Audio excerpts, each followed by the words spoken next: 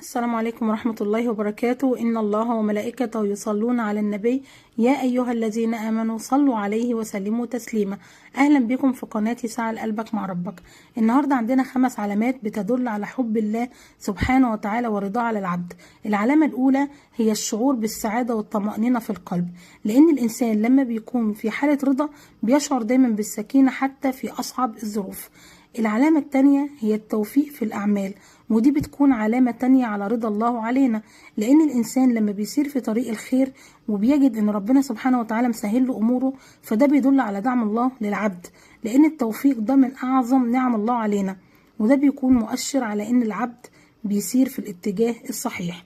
العلامة الثالثة هو حب الناس لينا، وده بيكون دليل على قبول الله عز وجل، لأن الناس لما بتحبك ده مؤشر على إن ربنا سبحانه وتعالى وضع في قلوبهم محبتك، فقد قال النبي صلى الله عليه وسلم: إذا أحب الله عبدا جعل له القبول في الأرض، رواه البخاري.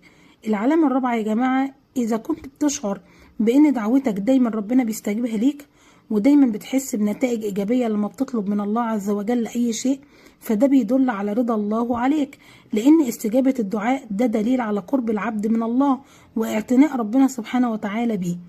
العلامة الخامسة هي مواجهة المصائب بالرضا، لأن العبد المؤمن لما بيواجه مصاعب حياته وبيصبر عليها فده بيدل على رضا الله سبحانه وتعالى عليه، لأن الصبر في الشدائد ده دليل على الإيمان القوي والثقة في رحمة الله عز وجل، فقد قال الله سبحانه وتعالى: وبشر الصابرين. شكرا على حسن استماعكم.